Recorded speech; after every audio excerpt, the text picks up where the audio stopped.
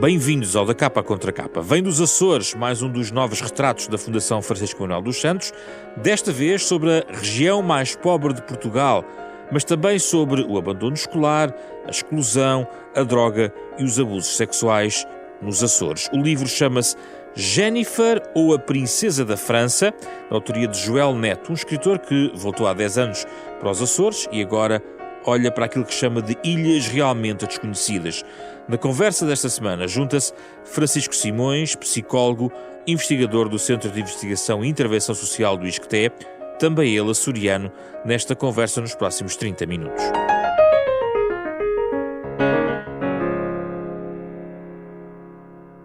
Obrigado, Francisco. Obrigado, Joel, pela vossa disponibilidade nesta conversa remota que estamos a ter, em termos digitais. Joel, autor do livro, comece por si. É inevitável lançar o desafio de nos apresentar a figura que atravessa o livro. Quem é Jennifer Hermelin? Jennifer Hermelin é uma criança, uma menina, que vive num bairro social dos Açores. E é uma menina que tem um plano para sair desse bairro e que vai tentar levá-lo a bom porto. É evidente que depois aqui substantivos e adjetivos vão se diluindo, porque uma menina de 8, 9, 10 anos num bairro social dos Açores, de certa forma também já não é bem uma menina, porque a infância vai se dissipando muito depressa. E na verdade a sociedade desse bairro, de certa forma, também já não é bem uma sociedade, e o regime político da ilha onde esse bairro se situa também já não é bem um regime político, e todos esses espelhos vão se refletindo uns aos outros até ao desenlace. Joel, ao longo do livro tive que voltar sempre atrás para tentar perceber realmente a idade de Jennifer, porque a forma como os diálogos são colocados e a troca de impressões com Jennifer leva-nos a mais do que uma criança, alguém que já tem ou pelo menos tem uma resposta rápida, isso percebe-se, mas que tem um pensamento muito mais avançado face à idade biológica. É esta personagem que estamos a falar? Bom, eu não tenho a certeza de que seja exatamente isso que estamos a falar, a não ser no sentido de que a sociedade nos molda. Aquilo a que os americanos e os anglófonos chamam street smart, aquela inteligência das ruas, do sobrevivente, é talvez aquilo que distingue a Jennifer de uma série de crianças, ou das crianças que nós conhecemos nas grandes cidades, as crianças de classe média alta e mesmo classe média baixa, que nós conhecemos nas grandes cidades. Nós aqui estamos a falar da pobreza porventura extrema, e da urgência em escapar-lhe, e de uma terra onde os horizontes estão neste momento muito limitados por uma série de razões, mas como o demonstram tanto o Instituto Nacional de Estatística, a Pordata, como o próprio PNUD ou o CDE, todos estes organismos e outros coligem números que colocam os Açores na cauda do desenvolvimento humano. E o Joel queria escrever sobre a pobreza nos Açores? Andava à procura deste fio condutor, que neste caso é Jennifer? Sim, eu andei vários anos em busca do modo de contar esta história. Não a história de Jennifer, mas uma história de que a Jennifer veio a ser intérprete. Há alguns anos já que o António Araújo, da Fundação Francisco Manuel dos Santos, me tinha convidado para retratar os Açores nesta coleção Retratos da Fundação, e eu aceitei de imediato, e depois passei uma série de anos em busca de como contar a história que eu achava que era urgente contar. E acabei por inverter um bocadinho a premissa do Truman Capote, que se autoproclamou o autor da fórmula do romance de não ficção, eu inverti um pouco essa premissa e, no fundo, criei a reportagem de ficção. E a Jennifer é, digamos, a protagonista dessa reportagem de ficção. Tudo aquilo, creio não arriscar dizê-lo, tudo aquilo que está no Jennifer ou a Princesa da França é verdade. A não ser aquilo que evidentemente tem que ver com... Incluindo a própria Jennifer? Há muitas Jennifers nos Açores. Esta Jennifer em particular não é uma pessoa que eu conheça, mas é um arquétipo que eu conheço. E esta menina é uma menina que se vai replicando em cada bairro, em cada rua e muitas vezes em cada casa dos bairros sociais dos Açores, que escapam ao bilhete postal. E é aquilo que muitos portugueses imaginam sobre os Açores. Eu devo dizer que os Açores são o sítio mais extraordinário que eu conheço para viver em Portugal, tanto que eu vivo nos Açores, tanto que eu fui pai há pouco tempo e quero que o meu filho cresça nos Açores, mas são-no para a classe média e daí para cima. É evidente que os ricos vivem bem em qualquer lado. As pessoas de classe média vivem melhor nos Açores do que em qualquer outro sítio que eu conheça em Portugal, mas eu creio que ser pobre nos Açores é pior do que ser pobre em qualquer outro sítio do país. É disso que também queremos falar com Francisco Simões. Francisco, este livro de facto conduz-nos à questão da pobreza e desde logo um contexto urbano de bairros sociais. O Joel sublinha isto no livro em relação ao investimento que nos Açores foi feito em bairros sociais.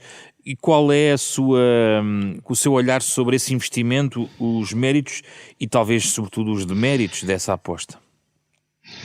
Olá, boa tarde e, antes de mais, obrigado pelo convite para aqui estar e um abraço especial ao Joel. Um abraço. De facto, é difícil dizer que este espaço se trata de um espaço urbano. Eu tenho muita dificuldade em defini-lo assim. Para mim, grande parte dos bairros sociais dos Açores, e não quero ser injusto com as pessoas que lá vivem, mas é um espaço de ninguém. Porque, na realidade, o que sucede é que estas pessoas... Há uma história atrás destes bairros, que, aliás, é retratada brevemente pelo Joel. São bairros de instalação bastante precária. No caso deste bairro em concreto, um bairro que é instalado na sequência do sismo de 80 na Ilha Terceira. E temos uma amálgama de pessoas, muitas delas não se conhecendo mutuamente, que são convocadas a abandonar a sua vida eminentemente rural para passarem a dominar os códigos, os símbolos, os ritmos de uma vida suburbana. E não há propriamente vida suburbana nos Açores, ou há rural, ou há nem é propriamente o urbano, mas o citadino. Portanto, o que acontece neste espaço é que as pessoas vivenciam, e o livro trata isso muito bem, vivenciam o impasse que experimentam todos os dias entre um espaço que é eminentemente rural à volta dos bairros, uma cultura que tem essas marcas e a falta de aprendizagem daquilo que são os códigos e os simbolismos de uma vida mais urbanizada. Porquê é que existe o impasse? Bem, há múltiplas razões e isso conduz-nos à questão central do livro, que é como é que, do ponto de vista político e social, se aborda a questão da pobreza nos Açores. Eu não sou propriamente um especialista em pobreza, vou acompanhando bastante os indicadores nos Açores, mas diria que há 2 ou 3 questões que merecem alguma discussão. A primeira, acho que em parte abordada pelo Joel, tem a ver não tanto com a distribuição de rendimentos, mas com a distribuição de recursos. Eu concordo com ele quando ele diz que ser de classe média e viver nos Açores é o melhor de 2 mundos. Porque efetivamente a classe média, de uma forma, enfim, diria não intencional, mas capturou os recursos. Um exemplo. A região autónoma dos Açores é a região do país onde há mais pessoas que trabalham, uma percentagem mais elevada da população ativa, que são funcionários públicos.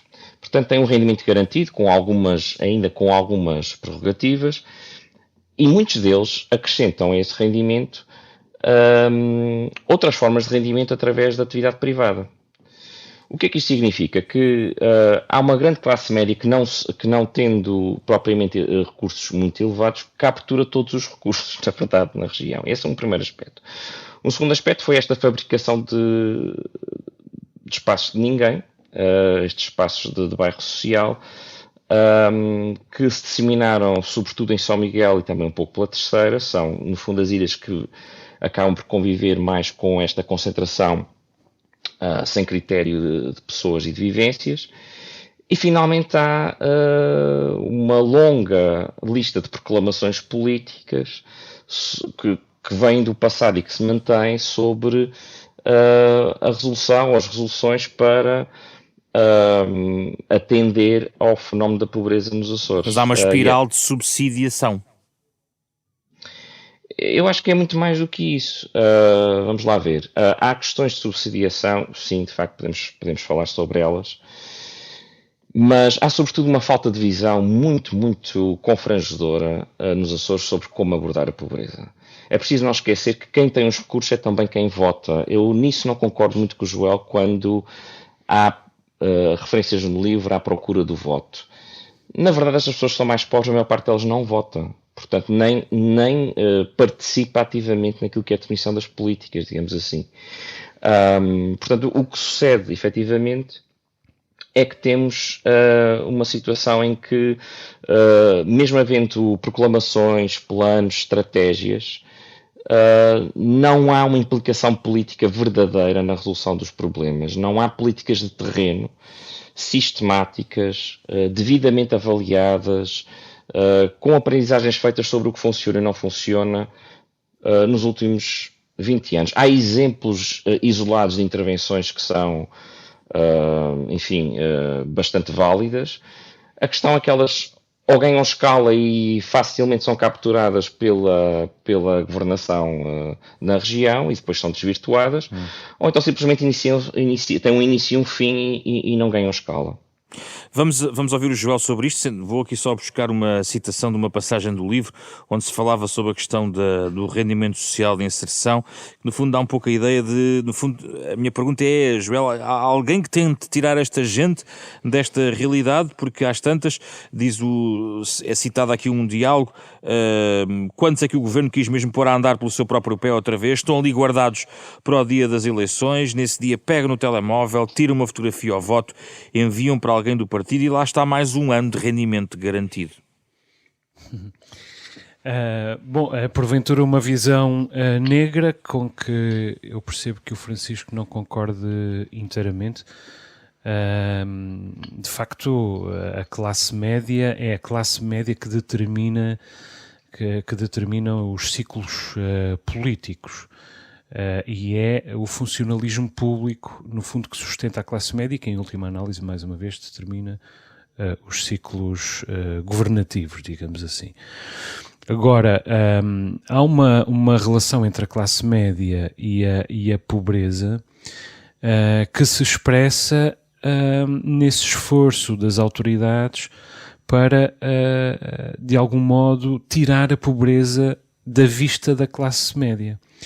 Se nós andarmos pelas Ilhas Terceira e São Miguel, notamos dois fenómenos. Em primeiro lugar, a proliferação de bairros sociais e, em segundo lugar, a construção de novas cinturas de habitação um pouco mais condigna à volta dos bairros sociais, de forma a, inclusive, proscrever da vista os próprios bairros sociais, a própria habitação. Estas pessoas são incómodas e são algo com que a classe média e as elites em geral, aqui a classe média é evidentemente uma elite, nós não temos ricos nos Açores, tudo o que temos são pessoas um pouco menos pobres do que outras, até os ricos aqui são pobres. Estas pessoas não querem ter os pobres e a pobreza no seu campo de visão. É evidente que estes pobres também valem cada um deles um voto, alguns deles votam. Os que votam, muitos deles, fazem-no com expedientes, nomeadamente fotografando o voto e enviando para o controleiro do seu bairro. Todos os bairros têm diferentes controleiros ao serviço de diferentes Mas estas pessoas forças são políticas. assim tão decisivas para o voto, Joel? Não, quer dizer, elas, muitas delas acabam por ser abstencionistas. Mas se votassem seriam muito decisivas. Não se esqueça que nós temos índices de abstenção, é mais um indicador, muito superiores à média nacional. E estas pessoas também votam neutralizando-se, ou seja, permitindo, ou seja, não votando. Isso também é um modo de perpetuar no poder o partido que já lá está. E para isso também serve o controleiro. Existe uma subsidiação, uma espiral de subsidiação, para usar a sua expressão, uma espiral de subsidiação a toda a linha da sociedade açoriana. Toda a economia vive de subsídios, nomeadamente... Incluindo a aviação, o comércio e o turismo. Sim, a aviação é pública, mas o comércio, o turismo, toda a economia vive da subsidiação. O que acontece é que a única entidade que é verdadeiramente diabolizada são os pobres, que são aqueles que, em muitos casos, vivem de subsídios de 100 ou 200 de euros por mês. Vive ou sobrevive ou completa vagamente o seu escassíssimo rendimento com migalhas dessa natureza. E durante muito tempo, eu voltei aos Açores em 2012, depois de muitos anos em Lisboa, durante muito tempo eu não percebi como é que se podia enfrentar este problema sem diabolizar os beneficiários. Eu olhava para o caso e dizia, não, nós não podemos ter tanto rendimento social de inserção. E imediatamente o modo como o ouvinte me escutava era diabolizando. Sim, eu concordo inteiramente, esses abusadores, etc. É evidente que há abuso, isso não se discute, mas o que acontece é que, na verdade, esse excesso de subsidiação está a travar, em alguns casos, a possibilidade de autonomização da pessoa, que é um ideal que não preside às políticas públicas nos Açores. O que escasseia neste momento nos Açores é precisamente o ideal da autonomização da pessoa, o que está em choque com o próprio princípio da autonomia regional. Porque o princípio da autonomia regional não se trata apenas da autonomização destas ilhas, mas também da autonomização do povo destas ilhas e da autonomização das pessoas, de cada uma das pessoas destas ilhas. E esta autonomia que tem agora, a autonomia constitucional que tem agora 46 anos e, na verdade, a autonomia em geral que já tem mais de 120 anos, engordou, cansou-se, e passou a existir sobretudo em função da eternização dos ciclos governativos, no fundo para se alimentar a si mesma, tanto que agora um dos debates mais em vigor, com que aliás todos os partidos políticos concordam, é com a necessidade de reforçar a autonomia constitucional. Quer dizer, reforçar a autonomia constitucional antes de abordar o problema da pobreza. E quando nós dizemos pobreza, estamos a falar não apenas de pobreza material do ponto de vista financeiro, estamos a falar de violência, estamos a falar de escassez na educação e na cultura, estamos a falar de graves problemas na saúde e nas dependências, estamos a falar de subsídio à dependência, estamos a falar de participação cívica, etc, etc. 1 em cada 4 jovens açorianos dos 15 aos 34 anos não trabalham, não estudam. Isto é algo em que o Francisco, aliás, é especialista. Os indicadores no domínio da toxicodependência, no domínio da corrupção, no domínio do crime, estão a crescer exponencialmente. E não há um discurso de abordagem a estes flagelos que, no fundo, fazem com que quem nasça hoje, em particular num bairro social, mas num contexto de pobreza extrema nos Açores, simplesmente não tenha, do meu ponto de vista, qualquer possibilidade de transcender a condição de vida dos seus pais. Francisco, aqui à distância, obviamente que sou eu, pelo discurso do Joel, dá a ideia que todo este Estado Social, por um lado, garante, mas por outro lado falha. E além disso, o Joel introduziu a questão do aprofundamento constitucional, da autonomia constitucional, dizendo que provavelmente que as prioridades estão trocadas, ou seja, é preciso primeiro lidar, ou primeiro abordar a questão da pobreza. Como é que o Francisco olha para estas duas matérias? Bem, eu tenho uma concordância de fundo com o João nesse aspecto, porque me parece que estamos muito aquém de cumprir com as competências e as possibilidades que a autonomia já oferece para estar sequer a discutir o seu aprofundamento. Eu dou alguns exemplos. Do ponto de vista da educação, a região autónoma dos Açores tem margem para poder definir políticas de base regional que vão muito mais além do que temos hoje. Há espaço legislativo para isso. Isto do ponto de vista curricular, da criação de novos programas, etc. O mesmo sucede, por exemplo, em áreas como a saúde. Portanto, há, parece-me, uma falta de coragem política ou a falta de competência política para avançar com iniciativas que sejam absolutamente inovadoras e corrompam com certos status quo do modo de fazer política na região. E, por outro lado, a própria estrutura orgânica dos governos regionais leva a isso. Por exemplo, aquelas que são as chefias intermédias e que, na verdade, são entidades absolutamente cruciais na aplicação de políticas, estou a falar ao nível das direções regionais, foram equiparadas politicamente a secretarias de Estado. O que significa que as pessoas que são colocadas nesses cargos são pessoas eminentemente de confiança política e que pertencem aos partidos. Está a falar de uma colonização política do aparelho de Estado. Neste caso, da região. Absoluta. E aí não nos fazia mal alguma tecnocracia, porque de facto era muito importante que as pessoas que ocupam essas funções intermédias pudessem ser o peso e contrapeso, exercer no fundo o equilíbrio de peso e contrapeso dentro do sistema, trazendo para as prioridades políticas que os partidos têm que ter o conhecimento e também o esclarecimento, a definição de possibilidades e limites das políticas. Estes são só dois exemplos de como a própria autonomia, tal como existe, está muito aquém das possibilidades que tem e a mim faz-me de facto também muita confusão que uma discussão de fundo seja a questão administrativa da região, quando o estatuto administrativo que a região tem ainda infinitas possibilidades de fazer avançar o desenvolvimento açoriano. É uma fuga para a frente política? Quanto a mim, é uma não discussão. É uma discussão para entreter. Se nós formos comparar o número de artigos de opinião que nos jornais regionais são escritos à volta da questão da reforma do estatuto administrativo, com o número de artigos de fundo, com pensamento estruturado sobre a pobreza, há um desnível completo.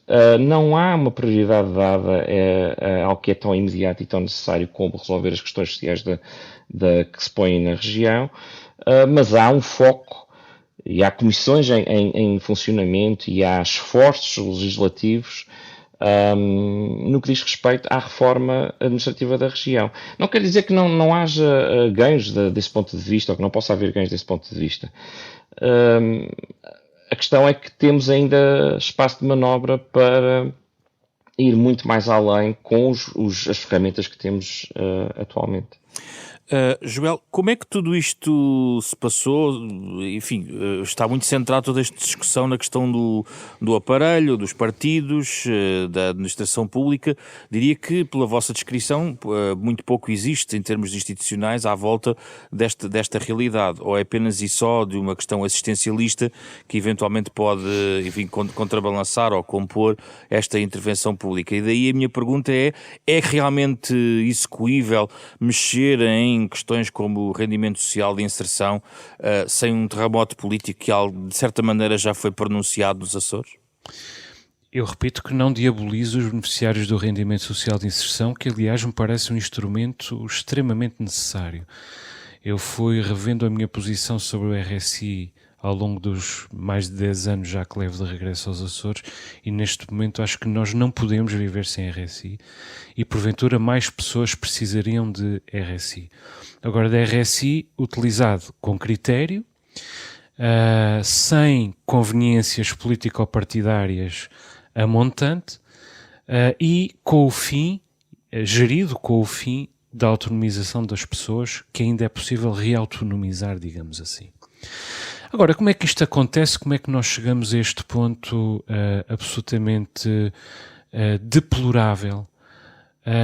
Bom, eu creio que em resultado de vários fatores, um deles, evidentemente, a distância geográfica, outro, o facto de a Madeira, o arquipélago da Madeira, ter sido gerido durante muitos anos por uma personagem que acabou por avocar todo o odioso de Lisboa, digamos assim, ou seja, Lisboa continuou a escrutinar a Madeira e apenas a Madeira, confiando que nos Açores, e estando à frente dos Açores, pessoas mais circunspectas, mais discretas, o trabalho estaria também a ser mais bem feito.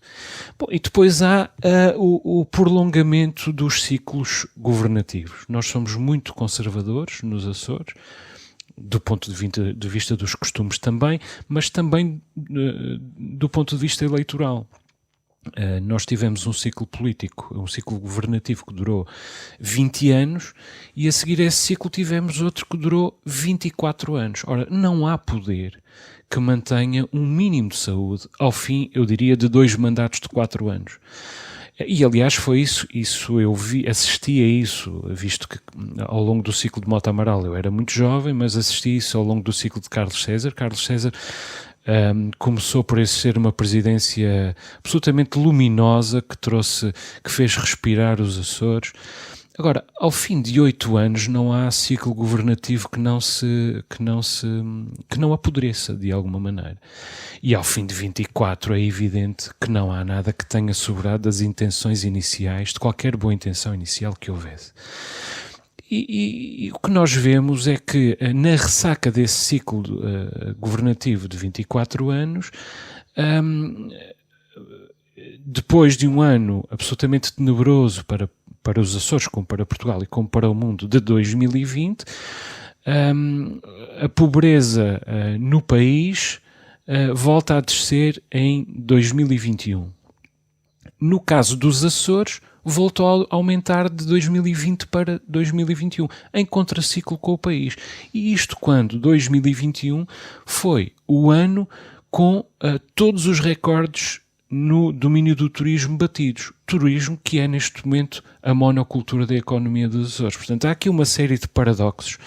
Todos eles constituem um quadro em que simplesmente não se vê saída. Eu não vejo saída e aparentemente o Francisco, que é um técnico, também não vê. Francisco, a educação poderia ser a chave para sair desta situação, deste puzzle? É uma delas, uma realidade multifatorial como a pobreza exige várias soluções. Em primeiro lugar, e em primeira linha do ponto de vista político, já falamos um pouco sobre elas, há uma estratégia de luta contra a pobreza na região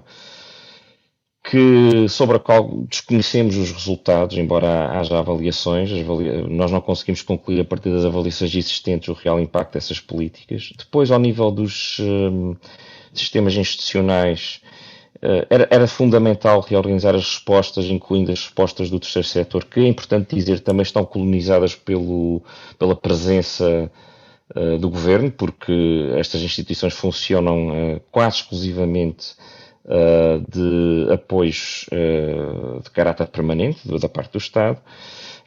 E sim, a educação, aliás, é um fator que explica em grande medida uma das questões estruturais da região, uma das dificuldades estruturais da região, que é o abandono escolar precoce e, por outro lado, o número elevado de jovens que não estão nem em educação, como o João mencionou. Os números vão melhorando muito. Não foi já mais elevada, Francisco, a taxa de abandono escolar? Não foi tem... sim, foi.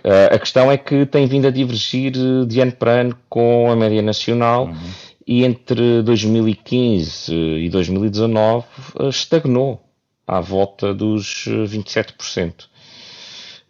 Portanto, as melhorias são muito ligeiras, muito lentas, em divergência com o ritmo de melhoria a nível nacional, mas sim, sem dúvida, o setor educativo pode oferecer aqui um conjunto de respostas. Agora, é preciso não esquecer que, por muito que os locais tenham alguma dificuldade em assumir isto, de facto nós somos uma região periférica e uma região dispersa.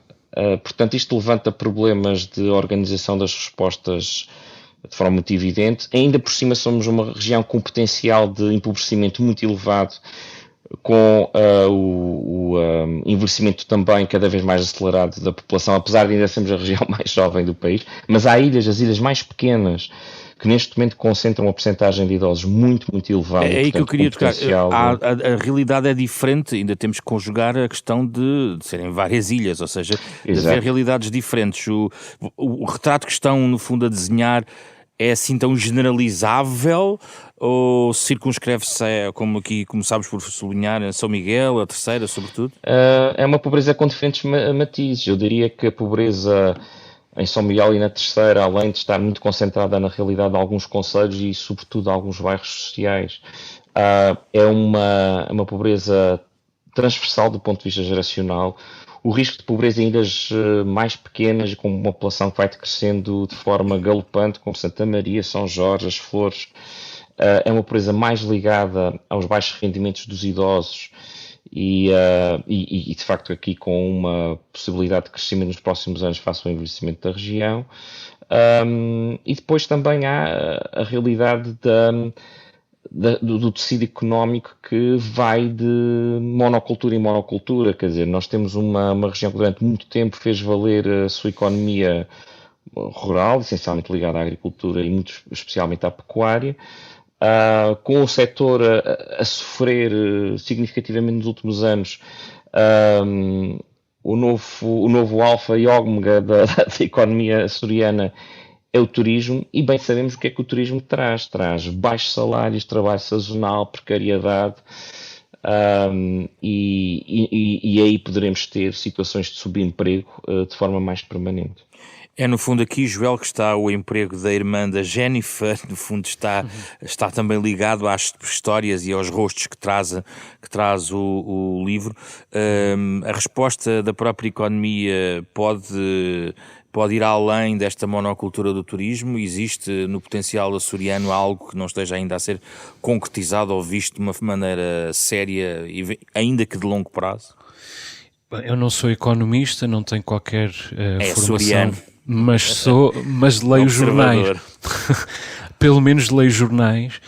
E todos os dias leio e ouço falar, por exemplo, da economia do mar, do cluster do mar, etc, etc. Eu sei que é muito difícil, por exemplo, explorar os recursos minerais do mar. Isso teria custos que nunca seriam, pelo menos com a tecnologia existente atualmente, nunca seriam resolvidos, mas eu tenho dificuldade em perceber que ilhas desta natureza no coração do Atlântico, que ocupam centenas de quilómetros de mar, entre o velho e o novo mundo, com a beleza natural, com os recursos hídricos, com a vegetação, com a flora de que estas ilhas dispõem, com tantos recursos de tantas naturezas distintas, não tenham uma saída. O facto, no entanto, é que os açorianos de todas as ilhas, em média, vivem menos 3 anos do que a média nacional e menos 4 anos do que a média do continente. E, portanto, quando nós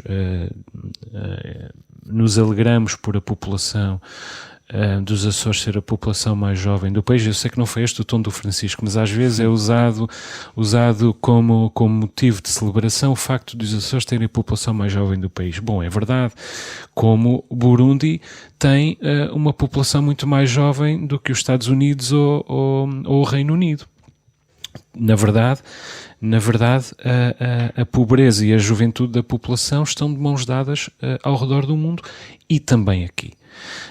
E isso acontece nas grandes como acontece nas pequenas ilhas, e eu creio e aquilo que eu pretendo fazer é sobretudo recrutar o país para esta luta, para ajudar os Açores a escrutinarem-se a si mesmos, porque nós manifestamente não estamos a conseguir fazê-lo sozinhos. Estamos há muitos anos virados para o nosso próprio umbigo, sem noção das proporções.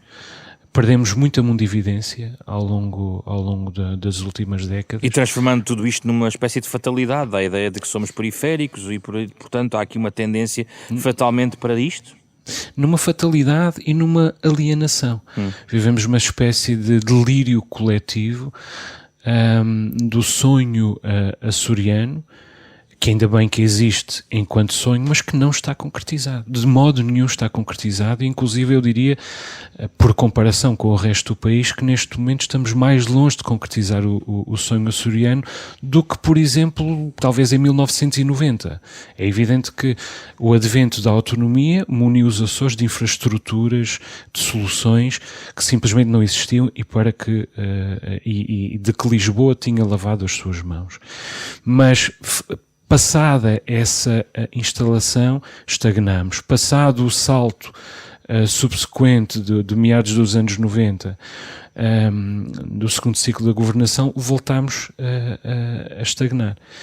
E eu creio que precisamos de reaprender a escrutinar-nos, coisa que não estamos a conseguir fazer. E daí coloca a questão final a Francisco Simões. Esta ideia de recortar o país, na expressão do Joel Neto, este trabalho, eu diria quase a missão que o Joel aqui sublinha, é essencial na questão também da ligação ou da forma como se relaciona Lisboa e a região autónoma dos Açores? Lisboa quer dizer continente, não quer dizer só Lisboa no poder, mas também os portugueses em geral. Vá. Eu aí poria a questão, apesar de tudo, num contexto um pouco mais alargado, porque também tenho trabalhado sobre essas questões em outros territórios. O que me parece é que, do ponto de vista da definição de estratégias, de políticas para as regiões mais periféricas do país, como por exemplo também o interior, não tem havido esse arrojo e não tem havido respostas suficientemente satisfatórias. Continuamos com um país completamente dividido do ponto de vista demográfico, do ponto de vista populacional, e penso que estamos a votar grandes porções do território nacional pura e simplesmente ao esquecimento. Aquilo que o João dizia também ajuda a explicar isto. Localmente, as chamadas elites têm muita facilidade em criar uma infraestrutura, é obra tangível, tem um programa mais ou menos claro, definir estratégias de ordem política, económica, social, para problemáticas complexas como a pobreza, tem um grau de complexidade que eu acho que dificilmente essas elites conseguem responder sozinhas. Se isso implica uma maior colaboração entre os níveis de decisão, pois muito bem. Agora, e é aqui que eu tendo a discordar com o Joel, isso não significa que não possamos, dentro do espaço que temos, e apesar de alguma fatalidade envolvida nisto, não possamos melhorar ou procurar a melhoria das ações e das decisões dentro do espaço de manobra que temos. Eu ainda acredito que isso é possível, mas de facto exige uma coragem política que não temos visto.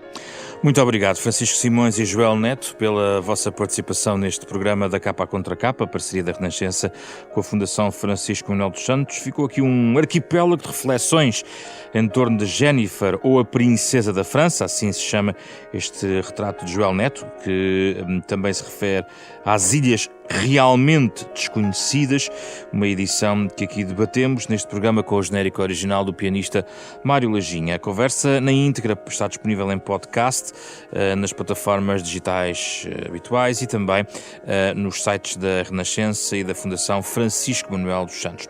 Esta semana o programa com Carlos Vermelho, André Peralta, Ana Marta Domingos e José Pedro Frazão. Na próxima semana outra obra para debatermos nesta edição.